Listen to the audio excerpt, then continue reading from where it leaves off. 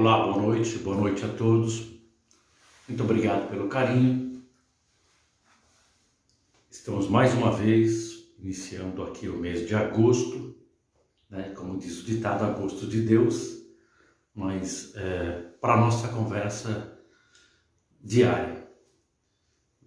Eu até coloco palestra, mas na verdade é uma conversa que a gente está tendo, né? E hoje o tema é um tema tem a ver com tudo que nós falamos nesses mais de 100 dias, tem a ver, mas é um tema um pouquinho mais específico, tá? Então, para vocês que já estão acompanhando, eu acredito que vai dar para entender um pouco melhor, para assimilar, e até acredito que vão gostar um pouco mais. Agora, vocês que estão chegando pela primeira vez, a segunda, terceira vez que vocês estão assistindo a nossa conversa, nossa palestra, pode ser que, mas não desista. É um tema envolvente, gostoso. Nós vamos falar de neurolinguística. Oh, que palavra é essa, neurolinguística? E é antiga, não é nova não, viu gente? Talvez a gente não tenha assimilado bem o que é isso, mas já há muito tempo. Então, desde 1980 e pouco, eu venho estudando, fazendo, colocando nos cursos que eu dou, nas palestras, alguma coisa de neurolinguística. Então, como eu disse, muito obrigado pelo carinho. Eu acredito que o som deve estar bom. Se estiver bom, me dá um joinha aí, que eu estou meio sem retorno de nada hoje aqui. O intuito de fazer essa nossa conversa diária é justamente isso, para a gente sair das mesmices do que está passando nesse momento nos veículos de comunicação, seja na televisiva, rádio, televisão, jornais, nas redes sociais. Só se fala de coronavírus, né? Então, para a gente ter um pouquinho de alguma coisa um pouquinho salutar, um pouquinho diferente, estamos aqui hoje para falar disso. Eu já venho falando isso desde o primeiro dia do nosso isolamento físico. Eu venho toda noite com um tema. E muita gente fala, poxa, mas como você consegue ter sempre um tema diferente, um tema... Nós falamos de pessoas conversando, uma conversa de amigo. Então, uma conversa de amigo, você passa horas, dias, e nem percebe que estamos conversando, não é isso? Então, neurolinguística, para iniciar. Neurolinguística, muita gente pensa que é novo, não é não. Ela teve início em 1975, na Califórnia. Um analista de sistema e um linguística, eles se uniram para ganhar uma bolsa de estudo, para comprovar se a psicoterapia funcionava, se o psique poderia curar as pessoas, se a psicoterapia, usando a psicologia aplicada, existia possibilidades de curas rápidas. E eles colocaram anúncios no Washington Post. É um jornal que nem era o Estadão antigamente, aqui a Folha de São Paulo, Domingo, jornal grosso. Naquela época era tudo, as notícias vinham só impressas, né? E procurando pessoas que tivessem fobias diferentes. Porque eles descobriram que tinha uma psicoterapeuta que curava as pessoas com muita rapidez. E eles conseguiram, através do nome da universidade que eles estavam, né? Da Universidade da Califórnia, eles conseguiram, a Oakland, né? Eles conseguiram abrir as portas para entrevistar e gravar um atendimento para uma cliente dessa senhora, para um paciente. E eles gravaram em vídeo, V8, gravaram aquilo, com a filmadorazinha, filmaram primeiro, com um gravador de voz, né, para não perder nada. E essa pessoa tinha fobia de alguma coisa. Em pouco tempo, eles perceberam que, questão de 4, 5, 6 minutos, havia uma empatia entre a terapeuta e o paciente, e o doente lá, a pessoa que veio com a fobia. E em pouco tempo, 1 hora e meia lá conversando, a pessoa saiu aliviada e dizendo que já tinha sido solucionado. E aí eles gravaram 2, 3, 4, 5 pacientes E pegaram depois alunos da universidade que tinham as fobias semelhantes e reproduziram as mesmas falas com esses alunos. Não deu certo nenhum de jeito nenhum, não deu tudo errado. Voltaram para essas, falaram, olha, nós usamos a mesma técnica. E ela também não sabia por quê. Era alguma coisa natural dela. Ela usava sem ter noção que ela usava uma técnica extremamente pessoal e revolucionária para a época, porque funcionava. E aí eles colocaram 3 câmeras, uma na lado esquerdo, uma na lado direito e uma na frontal, e focando nos olhos delas, na expressão que ela fazia, e as outras 3 câmeras focadas no paciente, a expressão que ele fazia quando ele usava. Então eles começaram, e aí gravaram 20 e poucas entrevistas dessa terapeuta. E com isso, eles conseguiram definir de pequenos detalhes que passaria despercebido de qualquer pessoa. Como aonde a pessoa olha quando fala, a pergunta que ela faz, quando ela vai responder, para onde ela está olhando, a palavra que é usada, que faz com que ela olhe para aquele lugar, e eram repetidas para as mesmas. E aí eles criaram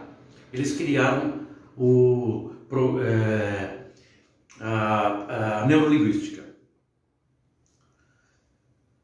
que é conhecida como PNL.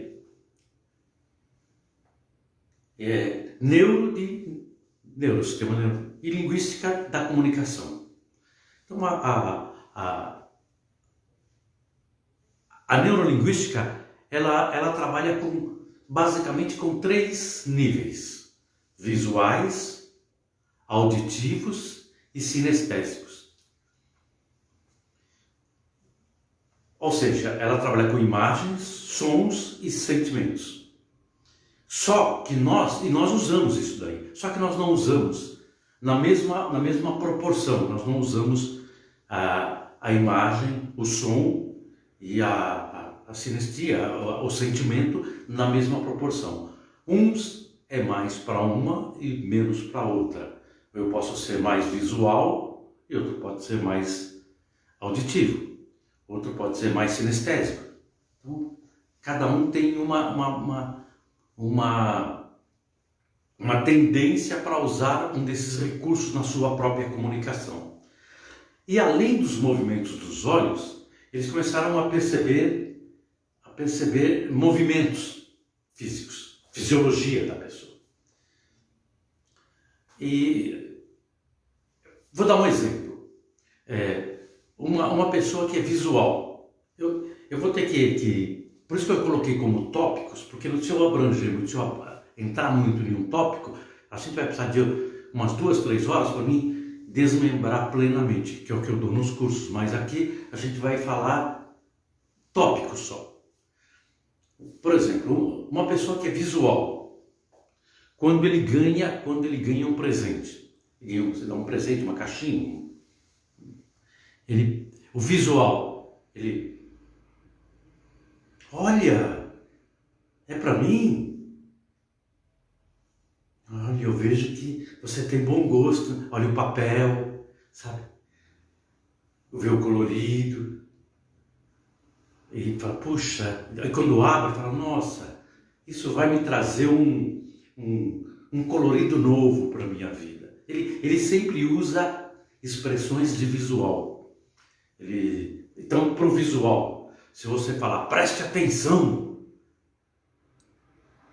escute o que eu estou falando, você não atingiu direto ele. O visual você tem que falar, olha o que eu vou te falar. Aí, opa, você está começando a acessar a parte auditiva visual dele. A pessoa que é auditiva, ele pega o presente e a primeira coisa que ele fala, opa, eu acho que eu já sei o que tem aqui dentro, pelo barulho eu já sei o que tem. Ele se preocupa com a harmonia, sabe? Escutar barulho. Nossa, quando eu vi que era para mim, até me deu quase que eu dou um grito aqui. Então essa é a reação de uma pessoa quando ganha um presente, de um modo geral, auditivo. A sinestésico, ela quase você não percebe. é para mim. Nossa, eu tinha tantas, esperava tantas coisas, menos isso. Nossa, como eu estou. Esse é a pessoa sinestésica. Então é muito comum, por exemplo, numa festa, vocês veem uma pessoa que é visual. A pessoa que é visual é fácil de você identificar. Ela, quando você está falando para ela, você está olhando para ela, ela olha para os teus lábios e para os teus olhos, olha para os teus lábios, olha para os teus olhos. Ela fica assim, ela quer ver tudo. Mas ela tem que ter uma distância para poder ver. Se chegar muito perto, se for o visual e o sinestésico, ou seja, aquele que precisa. O sinestésico é a pessoa que toca. Olha, sabe, Antônio, eu tenho um negócio para te falar, viu? Eu tenho um negócio muito. Aquela pessoa que fala assim para você: eu tenho um negócio muito bom para te falar. Escuta, Antônio, estou falando com você daqui. Esse é o sinestésico. Ele precisa chegar perto para falar. Ele precisa encostar a tua mão na pessoa para a comunicação dele ficar plena. Então você pega um visual numa festa, num casamento, em qualquer lugar, conversando, um visual e um sinestésico, o sinestésico chega perto do visual. Ele fala assim: escuta, eu tenho um negócio para te falar que eu descobri. Aí ele põe a mão no ombro, encosta na pessoa, pega na roupa, pega olha que bonitinho, pega assim. Quando ele chega muito perto, o visual perde a referência da comunicação, aí ele dá um passo para trás, porque ele tem que ter um quadro de visão, os olhos, a boca, ele tem que ficar olhando a fisiologia da pessoa, e isso é a parte da comunicação dele. O som não importa muito, importa o som sim, mas através da imagem, o reflexo do som para ele é mais forte. É a chave que interliga a comunicação dele. Aí o sinestésico perde a comunicação, porque ele precisa estar perto, aí ele chega perto. Ele chega perto, o sinestésico, o visual dá mais um passo. Então a conversa começa aqui, na porta, dá volta, quando vocês veem, eles estão conversando do lado de lá do balcão, cada um com seu copo, com o pratinho na mão, mas andando. Parece que estão falando e estão andando, mas não estão andando. É que um se aproxima, o outro se afasta, um se aproxima. Aí essa é o intuito da comunicação, do visual, do auditivo e do sinestésico, ou seja, da pessoa que precisa interpretar. E é interessante que a gente observa pessoas que são muito amigos e discutem falando a mesma coisa. O visual, a comunicação dele é tudo com visão. É tudo com visão. O auditivo, por exemplo, é com sons. Se o visual vai pedir, ele fala: olha, você me faça esse favor? Não esqueça, viu? Estou falando com você, viu? Geralmente eles usam expressões assim: olha, olhe para mim. Não, olhe bem para mim, eu estou te falando, viu? Veja bem. Essa é a expressão do visual. O auditivo, ele vai no escutar. Ele quer escutar, se relacionar. Ou olha bem para mim, não diz nada para o auditivo. Então ele fala: o marido é auditivo, é visual. Aí ele fala para a esposa: olha bem, eu falei para você, fecha, desliga aquela luz, apaga aquela luz. Ela é auditiva, ela vai apagar, mas aquilo não afetou ela, não é importante para ela. E aí ele fala: visual, você não vê nada do que eu falo, você não olha para nada do que eu falo, não dá a mínima. E ela é auditiva, ela fala assim: eu não escutei muito bem você essa parte, não entendi essa parte, porque não entendeu mesmo. Então, quando os dois começam a se entender, e outra coisa, por exemplo, o olhar para a neurolinguística é fundamental. Então, você conversando com uma pessoa, você pode saber se ela está falando a verdade, se ela está imaginando ou se não é verdade. Se ela está tentando lembrar, se ela sabe de primeira ou se ela está criando alguma coisa para falar para você. Por exemplo, quando a pessoa que é... Opa, tem alguém tentando falar comigo aqui, depois eu falo. Quando a pessoa está olhando para frente, olhando para frente na linha do horizonte, imagina uma linha do horizonte onde você está, né, na altura a linha do horizonte, a pessoa está olhando para lá. Essa pessoa está ativando a parte auditiva do cérebro. Ele está ativando a parte auditiva do cérebro. Ele está tentando lembrar alguma coisa que ele escutou, ou que um som, alguma coisa para uma palavra que produz um som, porque a palavra para ele não é uma junção de letras, é o som. O som grava mais, então certas palavras ele consegue lembrar pelo som da palavra. Isso é o auditivo. Quando ele está olhando na horizontal à direita, ele está ativando a parte de criação auditiva, está criando. Por isso que vocês podem ver um músico, ele está tocando, ele está assim. Pode ver. Quando ele está muito empolgado com a música, um músico mesmo, não está tocando por tocar. Vocês percebem isso no músico facilmente. Mas quando ele está tocando, ele está olhando para o lado direito. Assim.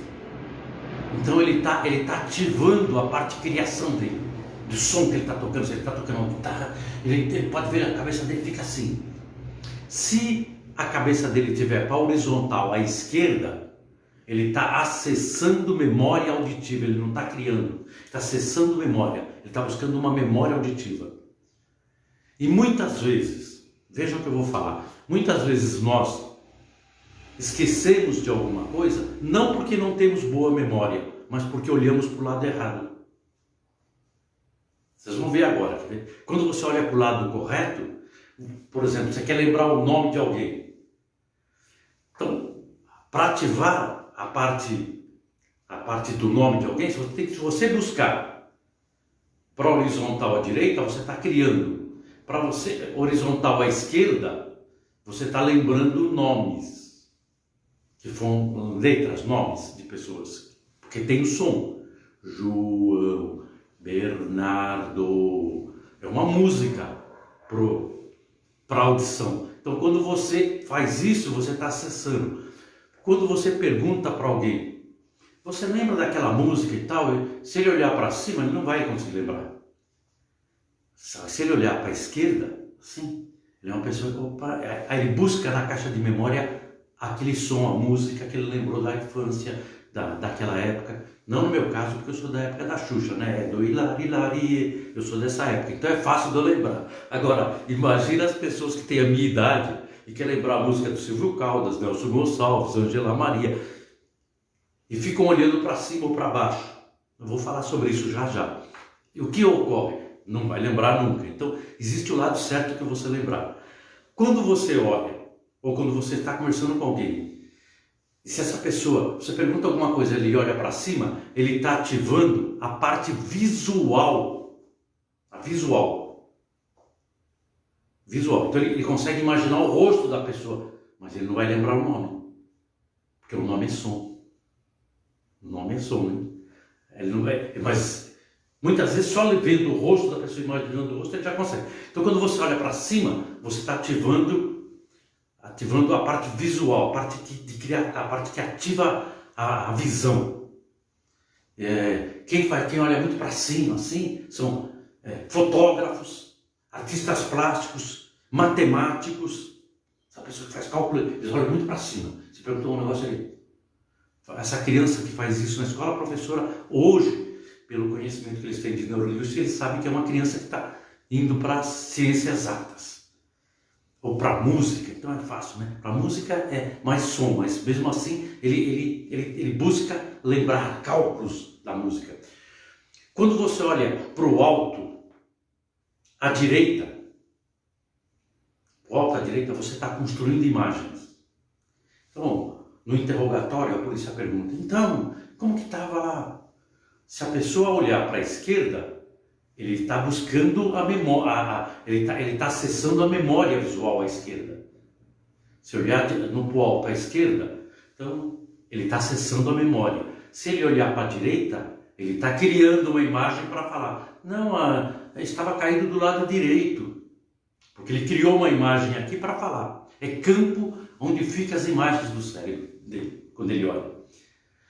É muito comum, muitas vezes, no curso que a gente faz de comunicação, eu peço para alguns 2, 3 alunos ir lá na frente e pergunto para ele, falo assim, olha, você almoçou, jantou, alguma coisa assim. Então você sabe o que tinha no prato, não sabe? Ok. Então você vai falar para mim o que tinha no prato.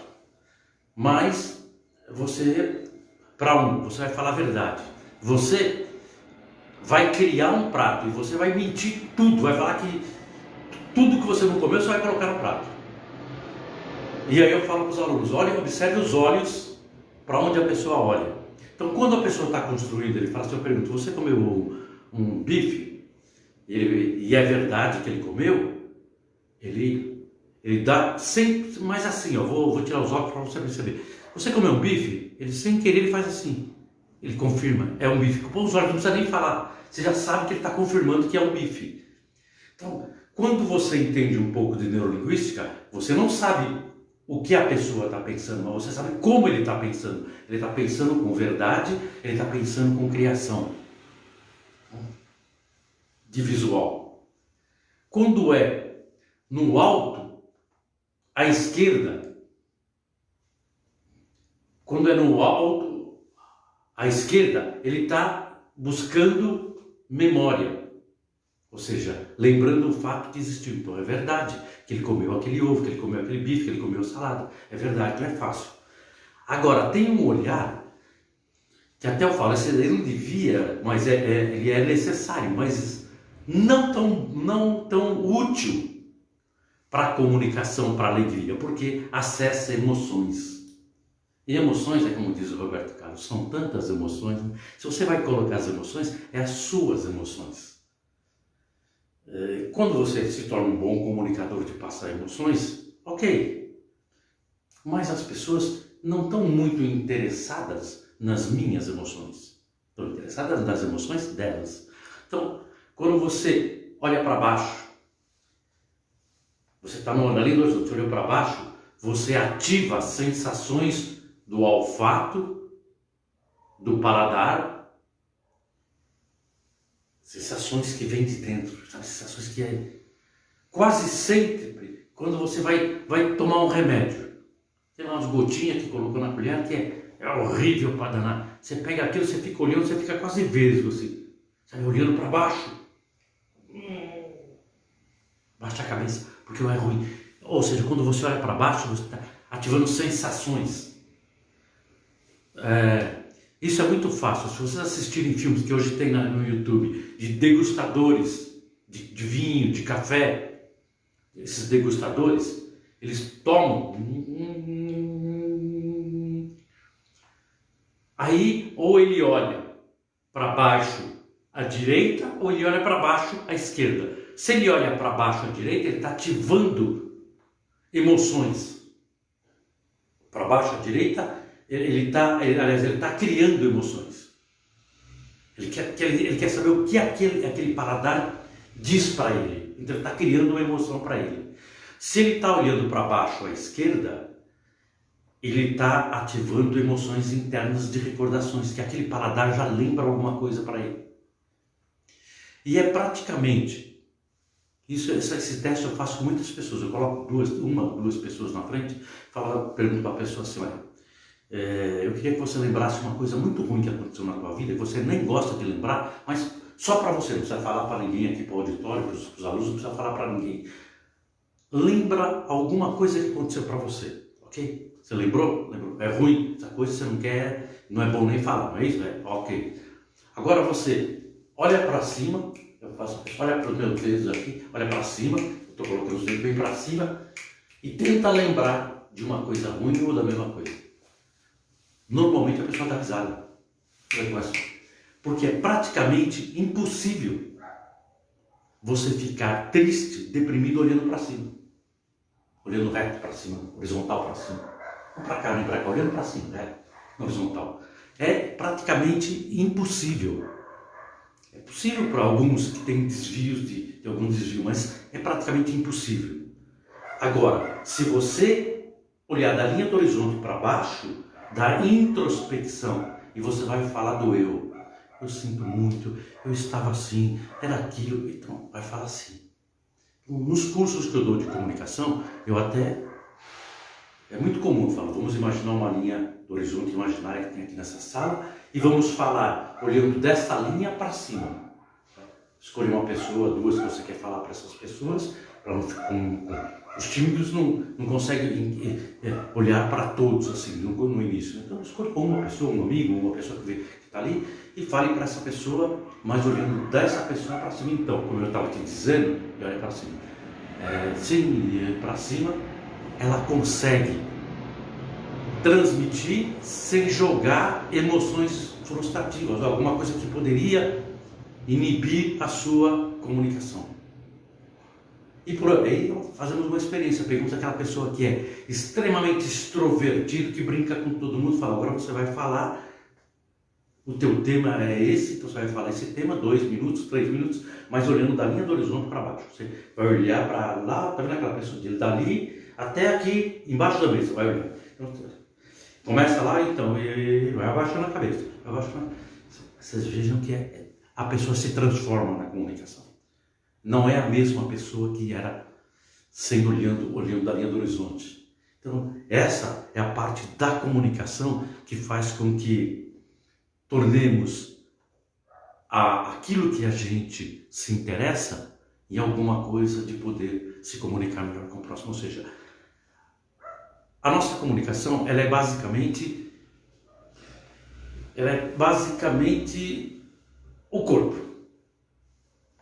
Em uma comunicação oratória, de oral, todo mundo pensa que a palavra é o mais forte da comunicação, mas a fisiologia, a postura do corpo. Okay? Eu sei que vocês estão aí sentadinhos, olhando e tal, mas se eu fizesse assim, por favor, e eu faço isso sempre nos auditórios, as pessoas começam a ficar de pé. Eu falo, eu vou precisar de ajuda de 2 ou 3 pessoas, mas por favor.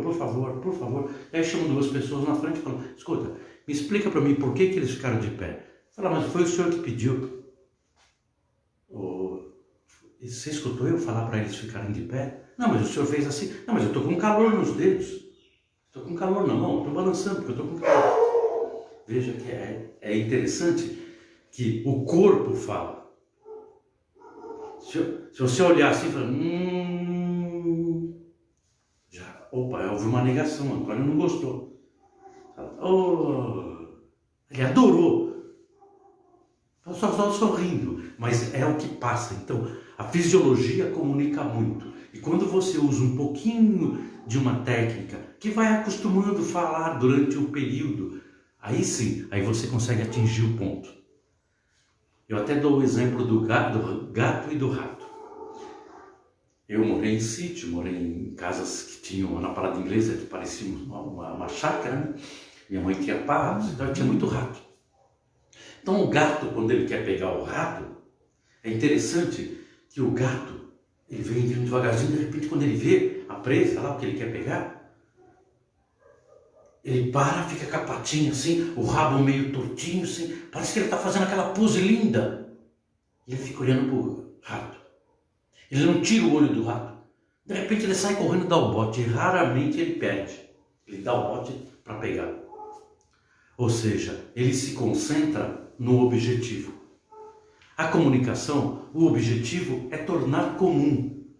Fazer o que eu quero passar, que vocês consigam atingir 30, 40, 50, 60, 70, 80, 90%. Acima de 60% já está excelente a comunicação. Essa é o propósito da neurolinguística. Transformar a comunicação, fazer ela ficar salutar, saudável.